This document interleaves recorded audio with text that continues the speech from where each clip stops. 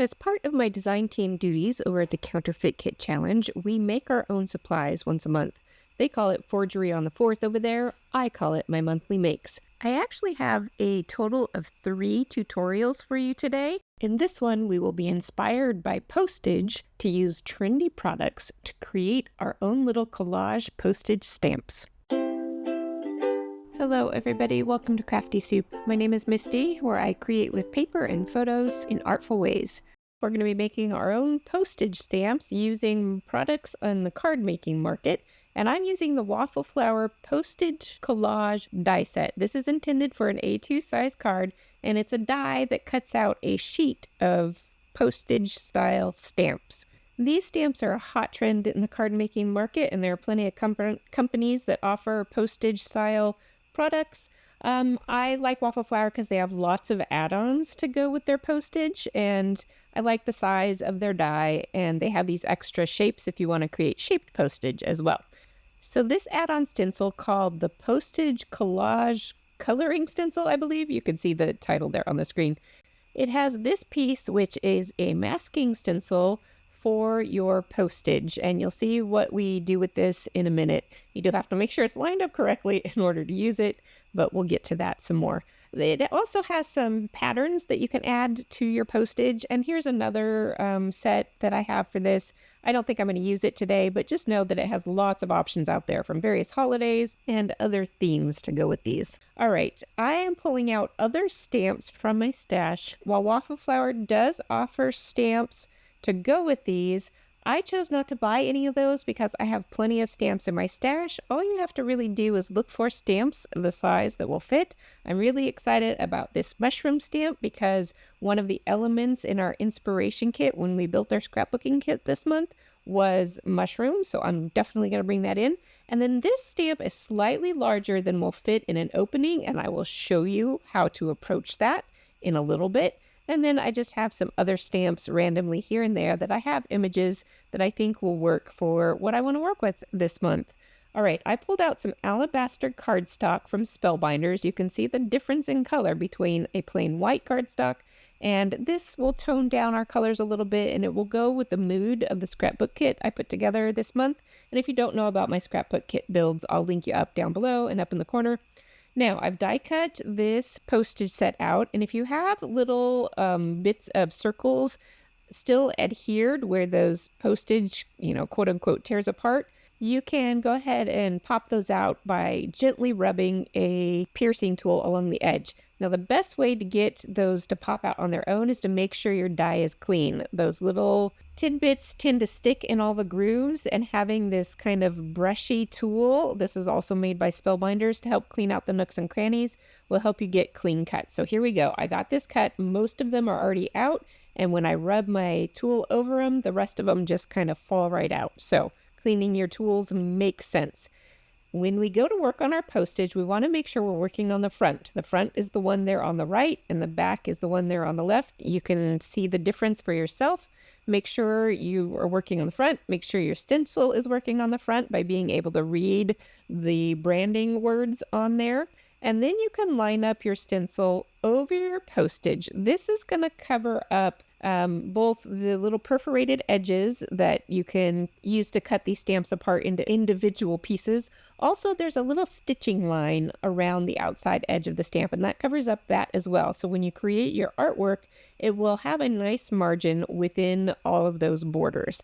I am going to create this first sheet mostly the same. I am going to create little scenes using a sky and ground ink blending. I should note here that I am using my Sizzix stamp and stencil tool, which has a sticky grid to it to hold everything down. If you don't have one of these, go ahead and tape everything down with some low tack tape so it won't shift on you.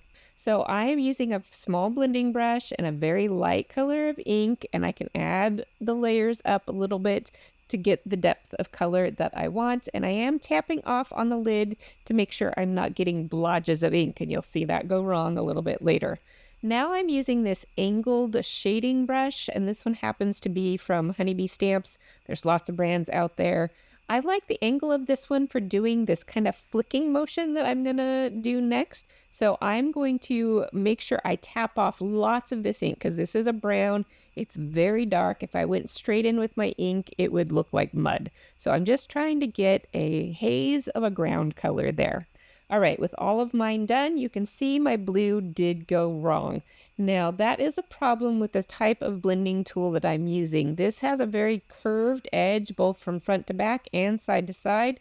And if you get ink intensely on the tip of the brush and then you tip that onto your paper, that's going to put an intense splodge. So you do have to try and ink these up right in the middle and try and keep them flat down and keep it in the middle, because if you tip it, it can cause a splodge. So the other style of blending brush that I use the brown with may be a better fit for this kind of ink blending. All right, with some ink blending tips out of the way, let's go ahead and start decorating our areas. Because of those blotches, I decided to use that as, instead of a mistake, it's an opportunity to embellish. And I'm going to pull out some of these stamps, which are weather related, and I'm going to create myself a stormy sky. Stormy sky stamp would be great for telling harder stories, and I definitely am one to tell all the stories, from the good and exciting to the sad and frustrating. So this particular stamp may come in useful at some point in my crafting. I don't know about this month, but I will always stick it in my stash if it doesn't work this time, and it'll be ready for another time. All right, another thing to note when you're stamping over these masks is that the thickness of the mask can cause a gap between where the stamp runs off the edge. So you do have to press a little bit harder where the edge of that mask is. Whether you're doing this with a block or like I'm doing it with a stamping tool, just know that you have to press on that edge a little bit. But what's nice is you can use those edges of the masks to kind of give your artwork a little more of an organic flow with things kind of blending off the edges. All right, I've created a little 3-cloud scene here, and I'm adding an umbrella with its own raindrops on there. And that is my first little scene. I'm keeping it really simple with this one, but I'll show you some more detailed ones later.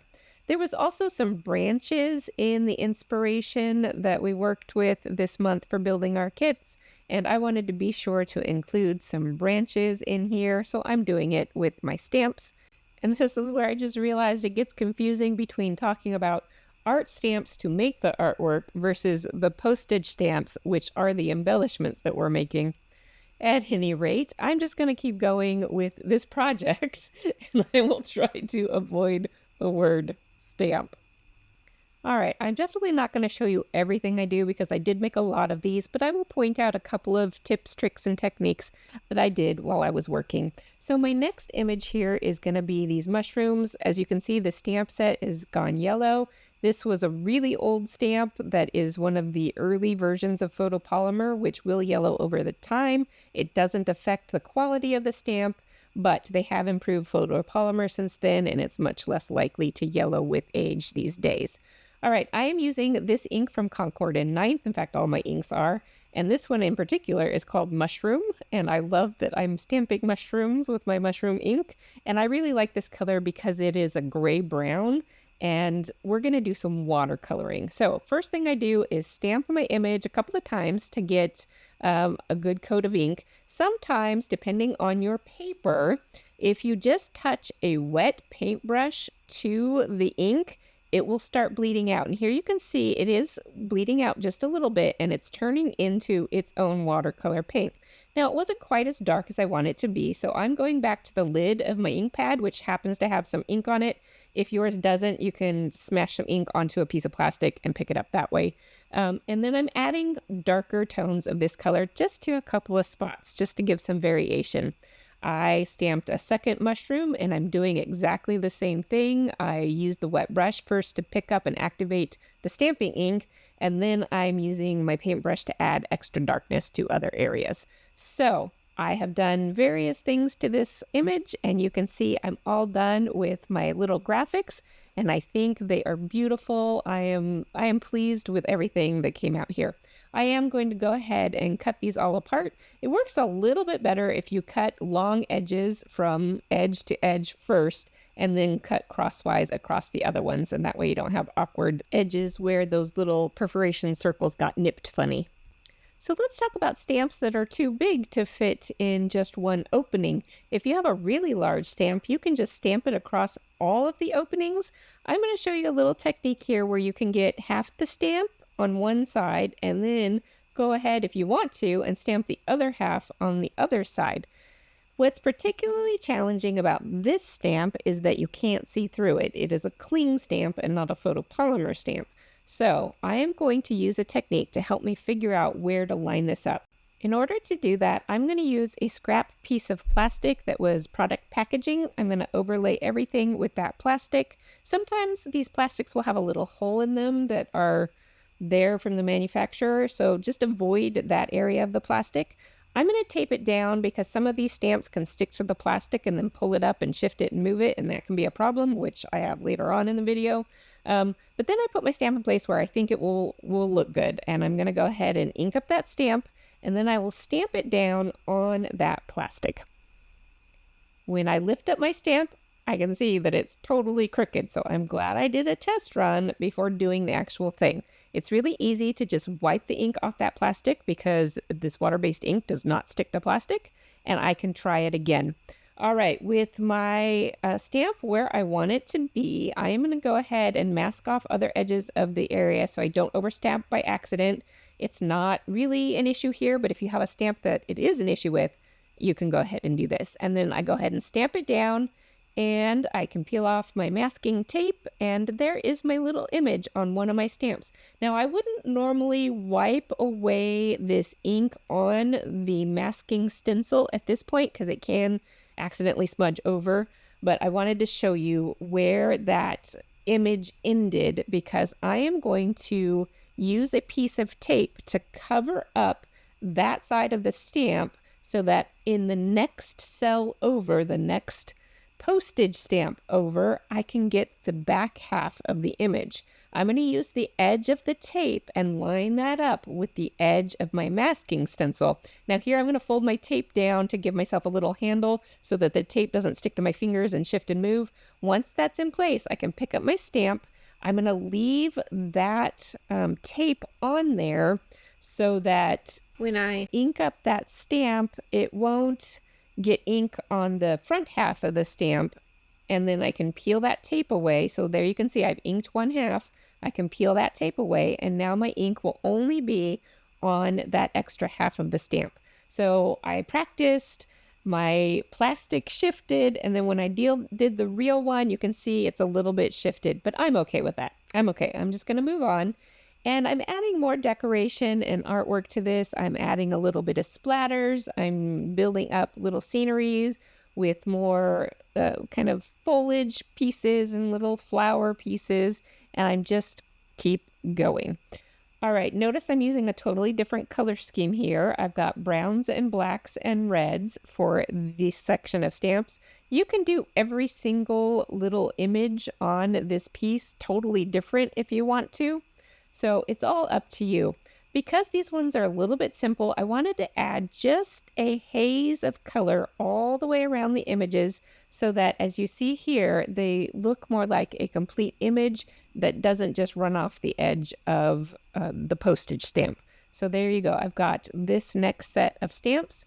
And I did create some imagery that will go with an Alice in Wonderland theme because I do have some Alice in Wonderland scrapbook layouts to make, hopefully this month, with these themed products that I'm specifically designing to go with my projects. All right, I am adding to this final sheet of stamps just a few more details. I changed up my color scheme a little bit here. Also, I've got blues now with my reds and blacks and browns. And I'm adding more of the postage look to this. So these are these little wavy lines that are the postage cancellation stamps that the post office puts on your stamps once it's gone through the mail. There's also the cancellation circles. I have a few other stamps that are just texture images. So I'm just adding layers of detail to this. And I'm using these layers specifically in a gray ink. It's a light gray ink that I can keep restamping over to get a darker color as I go. And here's one of those circles. And this set has little cents costs on them. So you can stamp those into the corners and increase the postage vibe even more. All right, here is a final look at my favorites with the rest of all my creations in the background. And that wraps up this postage collage section. Do remember that this video is just one of 3 tutorials I dropped today. If you're interested in those, go ahead and check them out. Plus, there's also a composite video that has everything in one video, so you have viewing options. And until next time, I hope you have an artful day.